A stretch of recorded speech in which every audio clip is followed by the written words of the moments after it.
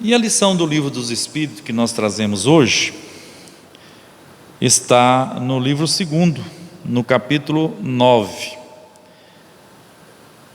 Afeição dos espíritos por certas pessoas.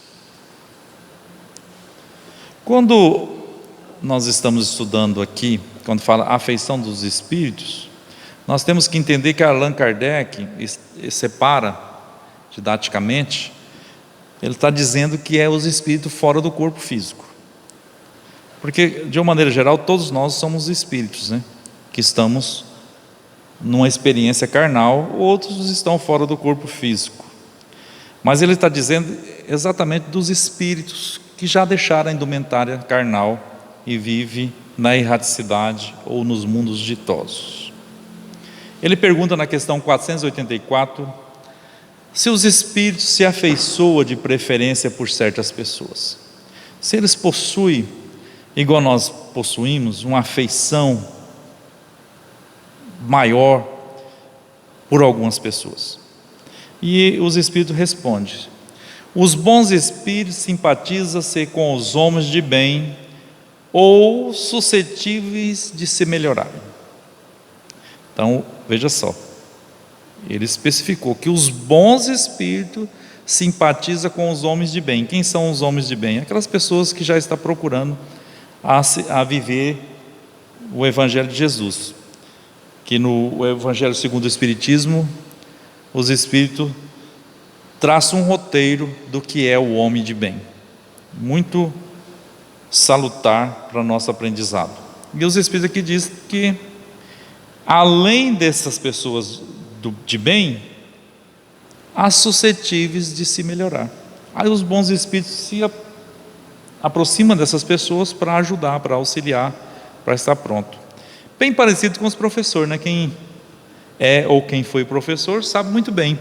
Aquele aluno que está mais propenso ao aprendizado, o professor aproxima mais, aquele bom professor, né? Ele dedica mais, ele passa uma tarefa a mais, ele cobra uma lição a mais dessa pessoa, e esse aluno vai esforçando, e é o grande pagamento para o mestre, aquele que ensina, é o seu aluno responder. E assim também os bons espíritos aproximam das pessoas boas e dos suscetíveis de se melhorar. Os espíritos inferiores, com os homens viciosos ou que possam vir a sê-lo. Então, os espíritos inferiores, aqueles que estão vivendo ainda na ignorância das leis divinas, eles se associam com os homens viciosos ou aqueles que estão propensos também a adquirir alguns vícios com as práticas da vivência que vão fazendo. Daí sua afeição por causa da semelhança das sensações. Então, nós atraímos para nós o semelhante, sempre. Não adianta querer largar da esposa ou do esposo difícil, porque ele é semelhante a nós, né? Nós estamos precisando fazer alguma revolução interior do nosso modo de viver e acolher esses corações que vivem e convivem conosco e aprender as lições que cada um traz um para o outro. E ele vai estender a esse respeito. Na questão 485, a afeição dos espíritos por certas pessoas é exclusivamente moral? Ele está perguntando, não tem nenhuma outra objetivo dessa afeição por desejos materiais, alguma coisa? É só moralmente essa afeição? Eles vão dizer: a afeição verdadeira nada tem de carnal, mas quando o espírito se liga a uma pessoa, nem sempre é por afeição, e pode aí misturar uma lembrança das paixões humanas. Veja bem, nem sempre é por afeições, é por lembranças das suas vivências carnais que ele aproxima de certas pessoas para viver aquela sensação. É por isso que nem sempre, quando uma pessoa está obsidiada, é uma vingança espiritual. Às vezes é um espírito que acha alguma semelhança na vida daquela pessoa e que ele gostaria de ter aquela sensação, e aí ela aproxima. Como todos nós somos médios, em geral, uns com mais, outros com menos ostensidade, e aí nós atraímos pelo modo de vida que nós vivemos. Por isso que o Evangelho é o grande elixir das mazelas das nossas inferioridades. Ajuda-nos e ajuda os nossos irmãos que ligam ao nosso coração. Com a mudança de hábito nosso, eles também vão experimentando essas mudanças e vendo em nós, às vezes, essas mudanças, e isso instiga neles o desejo de mudar também. Porque quando nós mudamos para o bem, para a boa vivência, nós vamos sendo mais felizes, apesar de não viver as felicidades que o mundo oferece, né? 486. Os espíritos se interessam por nossa infelicidade e por nossa prosperidade? Os que nos desejam o bem se afligem com os males que experimentamos durante a vida? Allan Kardec fez a pergunta ao Espírito de Verdade, quando ele estava passando uma dificuldade muito grande, uma dificuldade financeira, na produção e na divulgação da obra espírita naquela época. E ele perguntou se eles importavam com aquela condição, com aquela dificuldade que ele tinha. E eles disse para ele que se eles não importassem, era sinal que eles não o amavam, né? Então, e vamos ver a resposta aqui: se os espíritos interessam pela infelicidade e por nossa improsperidade ou prosperidade. Os que nos desejam o bem se afligem com os males que experimentamos durante a vida? Os bons espíritos fazem o bem possível e ficam felizes com todas as vossas alegrias. Eles se afligem com os vossos males quando não os suportais com resignação, porque esses males são sem resultado para vós. Quando a nossa condição nesse mundo ainda é de sofrimento por conta da nossa condição moral mesmo, e nós estamos num lugar adequado. Aqui tem pandemia, tem câncer, tem depressão, tem tudo isso, né? E nós sofremos esses males. Quando nós sofremos com resignação e aproveitamos a lição que esse mal nos traz, os bons espíritos ficam alegres pela nossa vitória, porque nós vamos dar um passo a mais, e ele se aflige, fica triste, né? Justamente aqueles espíritos que mais nos acompanham no dia a dia, nosso anjo da guarda, como é conhecido, eles ficam assim, vamos dizer, preocupados, porque nós vamos ter que experimentar novamente aquelas lições, né? Tantas vezes forem necessárias. Então é bom que nós aproveitemos das dificuldades para tirar resultado para as nossas vidas, lições da nossa vida, por mais que seja doloroso ou de dificuldade. Se a gente levantar os olhos para os céus, as mãos pedindo socorro e ajuda, a gente vai ser alcançado por esses irmãos que nos assistem. Sois como o doente que rejeita a bebida amarga que deve curá-lo. Qual criança que gosta de tomar um chá, um boldo para o estômago, né? E assim também somos nós, agindo como crianças diante da dificuldade da vida, né? De uma perca de um ente querido, ou por qualquer outros males que a gente não aceita e não quer tirar proveito daquele, entre aspas, mal, que nem todo mal é mal, e também nem todo bem é bem. Depende da lição que a gente vai retirar de tudo isso. A 487. De qual natureza de mal os espíritos se afligem mais por nós? O mal físico ou o mal moral? Vosso egoísmo e vossa dureza de coração é o que mais os aflige. É o nosso egoísmo e a dureza do nosso coração. Daí tudo deriva. Eles se riem de todos esses males imaginários que nascem do orgulho e da ambição, e se regozijam com aqueles que têm por efeito abreviar vosso tempo de prova. Então tem muitos males que acontecem na nossa vida que a gente vê assim, algumas personalidades que é acometido de uma doença terminal, que ele era uma pessoa dura, arrogante e tal, e que ele faz um processo de resignação, e ele vence o egoísmo, a dureza do coração, e nasce na vida espiritual com muito mais luz e mais leveza. Só que a gente não vê, né? A gente às vezes já começa a entender, mas a gente não vê esse processo.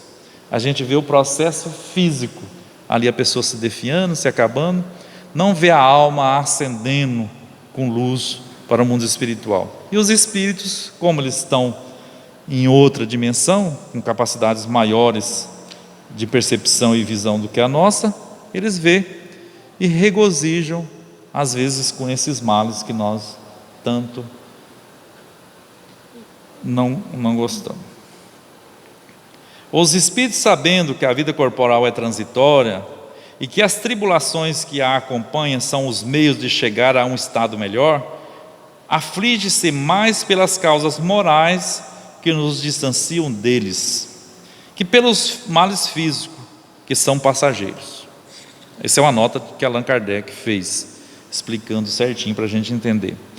Os espíritos se inquietam um pouco com as infelicidades que não afetam senão as nossas ideias mundanas, como fazemos com os desgostos pueris da infância.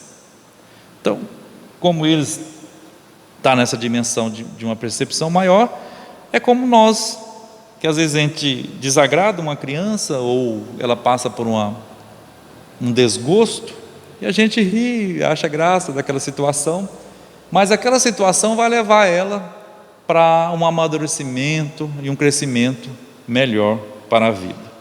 Os espíritos que veem nas aflições da vida um meio de progresso para nós, consideram-nas como a crise momentânea que deve salvar o doente.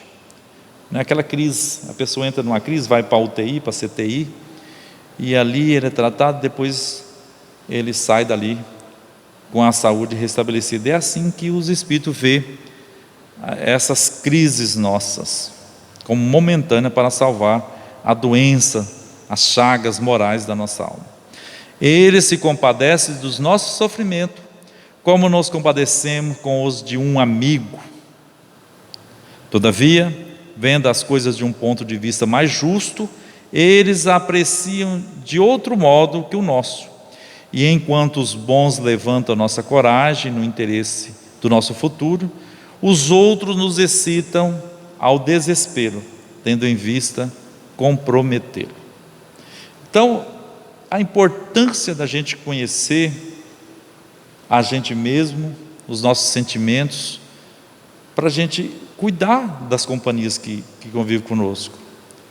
E quando esses irmãos mais inferiores, às vezes, do que nós mesmos, nos excitam as nossas mazelas, proporcionando-nos desespero e desesperança, a gente fazer uso da oração e do bom pensamento para a gente desconectar desses corações, ou às vezes até auxiliá-los para que a gente tenha uma população humanitária mais no bem, que quanto mais pessoas vivendo bem, melhor é para todos. A questão 488: nossos parentes e nossos amigos que nos precederam na outra vida têm por nós mais simpatia que os espíritos que nos são estranhos? Eu achei essa questão aqui bacana, assim, reestudando. A gente estuda o livro dos Espíritos, parece que tem umas que a gente nunca viu, né? Eu já li os livros dos Espíritos umas 5 vezes, ou às vezes até mais, mas parece que essa aqui eu nunca tinha prestado atenção, às vezes por conta das experiências que eu vivi nesses últimos 2 anos, né? Essa questão tornou-se muito importante às vezes para mim. Nossos parentes e nossos amigos que nos precederam na outra vida têm por nós mais simpatia que os espíritos que nos são estranhos? Sem dúvida. E frequentemente eles vos protegem como espíritos, segundo o seu poder. Então por isso que o Espiritismo nos recomenda da gente não ficar evocando os parentes, os amigos para nos socorrer. Nós façamos a nossa prece a Deus, a Jesus, aos espíritos superiores, porque eles que vão designar quem é que vai vir estender as mãos para nós, aqueles que já têm condição.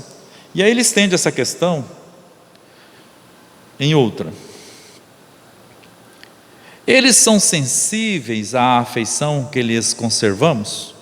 Se eles recebem no íntimo da sua alma, do outro lado, na espiritualidade, as afeições que nós conservamos por eles, muito sensíveis, mas eles esquecem aqueles que os esquecem,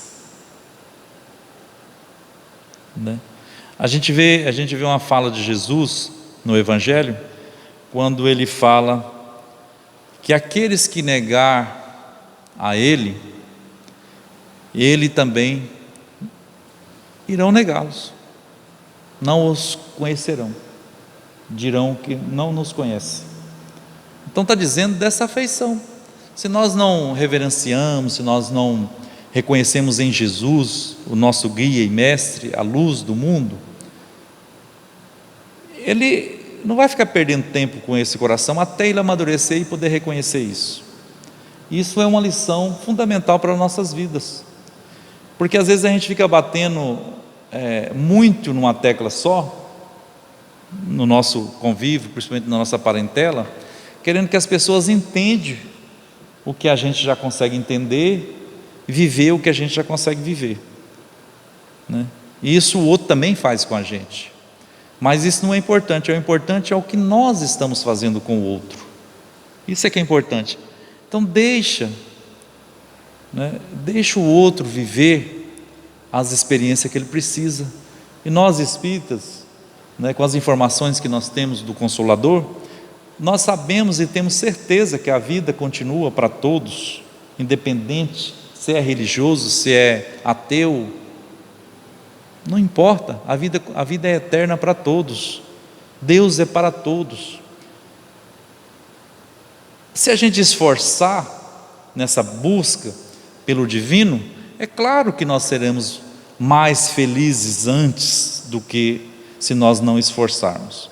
Mas o certo é que nós não precisamos ficar afligindo os corações que vivem e convivem conosco, para ter as mesmas ideias, os mesmos comportamentos que a gente tem. E isso é libertador para as nossas vidas e principalmente para a convivência nossa. Então o Espiritismo ele vem nos trazer essa certeza, e isso não deixa em nós aquela aflição que a gente às vezes recebeu orientações de outras escolas religiosas, dizendo que depois da morte aí não tem mais jeito. Não existe morte para a alma, para o espírito, para aquilo que pensa e vive. Existe a morte do corpo físico, né? Como existe o fim para uma vestimenta que o nosso corpo usa, também existe um fim para a vestimenta que o nosso espírito usa, que é o nosso aparelho físico, que é moldado de acordo com as condições morais e intelectuais que o espírito traz, né?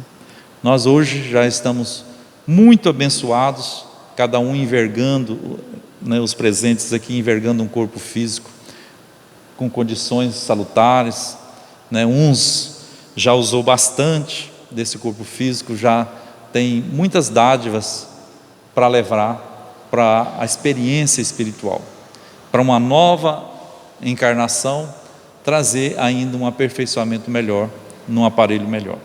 Então, os corações que vivem e aproximam de nós, são os corações muito parecidos com os nossos mesmos. Então, se nós queremos atrair os bons espíritos, sejamos bons espíritos, procuremos trabalhar no bem, fazer o bem, pensar no bem e agir no bem sempre, porque aí nós vamos estar rodeados de irmãos prontos, cada um na sua condição de nos assistir, e lembrar sempre daqueles corações que nasceram no nosso seio familiar, nossos amigos, nossos irmãos, nossos pais, avós, sempre lembrar deles com carinho e gratidão, porque eles vão estar recebendo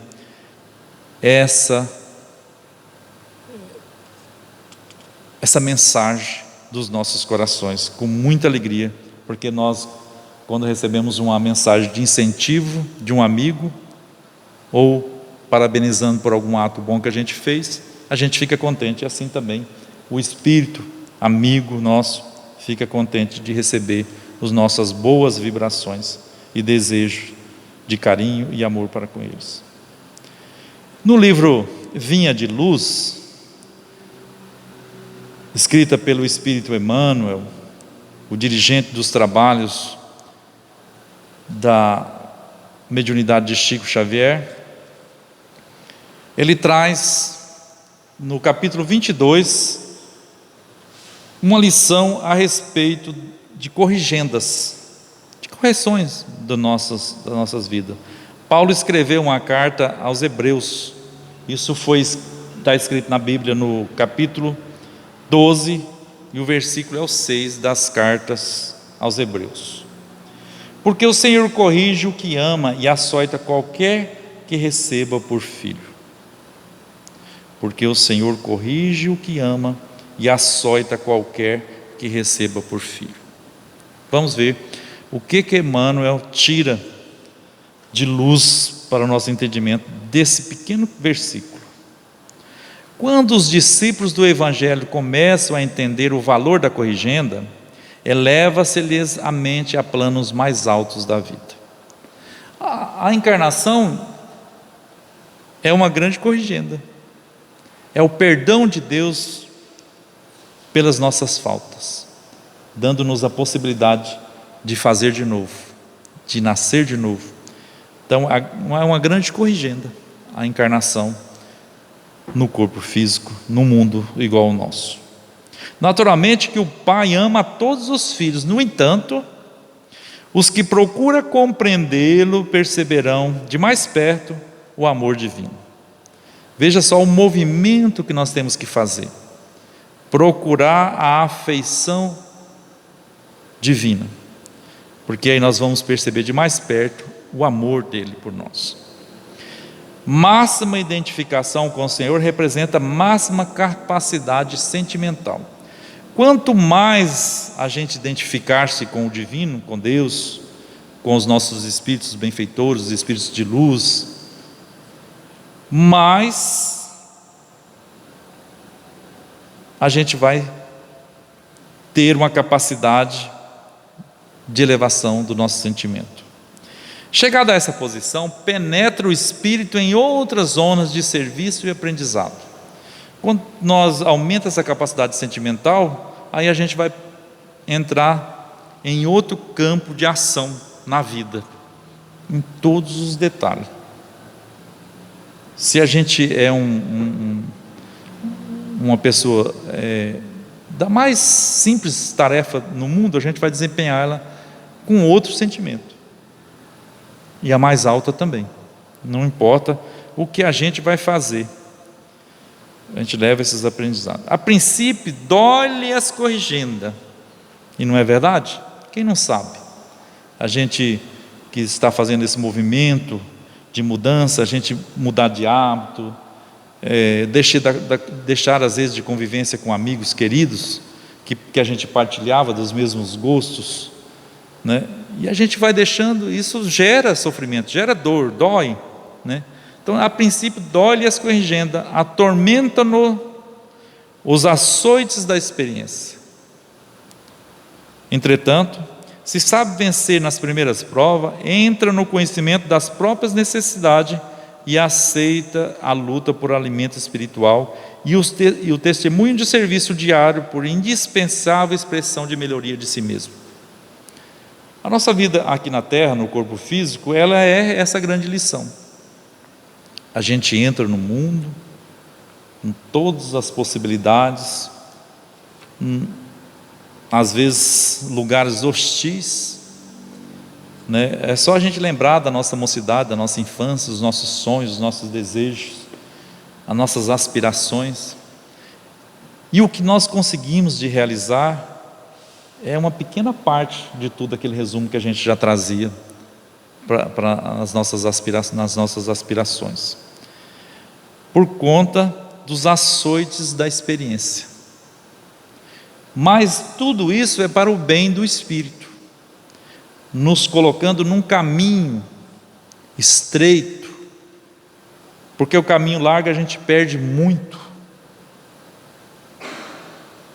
no vai e vem dos lados. O caminho estreito a gente está sempre andando reto, e aí aproveita melhor essa distância nossa com a felicidade. A vida está repleta de lições nesse particular. O mineral dorme, a árvore sonha, o irracional atende ao impulso, o homem selvagem obedece ao instinto, a infância brinca, a juventude idealiza, sonha, o espírito consciente esforça-se e luta. O homem renovado e convertido a Jesus, porém, é o filho do céu, colocado entre as zonas inferiores e superiores do caminho evolutivo. Nele, o trabalho de iluminação e aperfeiçoamento é incessante. Deve, portanto, ser o primeiro a receber as corrigendas do Senhor e os açoites da retificação paterna. Quando nós falamos lá, quando nós estávamos estudando o livro dos Espíritos, foi falado da importância da abnegação, a gente ser abnegados, aceitar os desígnios de Deus, procurar a buscar na nossa memória espiritual o compromisso que cada um traz dos ajustes nessa encarnação, olhar ao derredor das companhias que nos acompanham, que vive conosco, e a gente sempre buscar melhorar essa companhia, que às vezes no início da trajetória é dolorosa, mas fazendo essa renovação com Jesus, a gente vai percebendo que tudo é lição salutar para o nosso espírito imortal, e que depois de muita renúncia, de muita abnegação, esse companheiro que nos aflige hoje torna-se uma grande alma a nos ajudar e a proporcionar a nós experienciar as vivências que o Espiritismo, que Jesus tem dado para nós nesta encarnação. Aí o benfeitor faz um fechamento dizendo assim: se te encontra, pois, mais perto do Pai, aprende a compreender o amor da educação divina. Então, se nós estamos buscando a aproximação com Deus, nosso Pai, com Jesus, nosso guia, o benfeitor recomenda que nós possamos aprender a compreender o amor da educação divina, porque Deus é sabedoria infinita e amor infinito, e a sabedoria e o amor é as duas asas para a nossa felicidade. Então, que nós possamos reconhecer a nós mesmos, porque reconhecendo a nós mesmos, as nossas dificuldades, as nossas fragilidades, nós vamos entender o outro, que partilha a vivência e a convivência conosco. Ele também está nessa busca incessante, em outras, às vezes, modalidades de compreensão, mas o certo é que todos estão buscando, todos, uns mais e outros com menos força. Que Jesus possa nos abençoar e nos ajudar a compreender as nossas vidas. Senhor das nossas vidas, te agradecemos imensamente a sua presença, o seu amor dispensado a cada um de nós aqui nesta reunião, neste lar. Guarda-nos, Senhor, de toda a avareza, de toda a maldade, e que possamos sempre ser vossos filhos, dispostos a receber os ajustes que é tão necessário para a nossa compreensão do vosso amor. Ajuda-nos, Senhor, a caminhar com Jesus, o Filho amado que nos enviaste por guia, aquele que nos irá levar até ti. E aos bons amigos que estão nos ajudando a chegar a Ele, a Jesus nosso Senhor, nós também fazemos os nossos agradecimentos. Guarda os nossos corações e ajude-nos, Senhor, a aproveitar todas as lições e ser afetivos com todos os corações que aproximar de nossas vidas. Abençoa-nos e ajuda-nos imensamente, hoje e sempre. Que assim seja.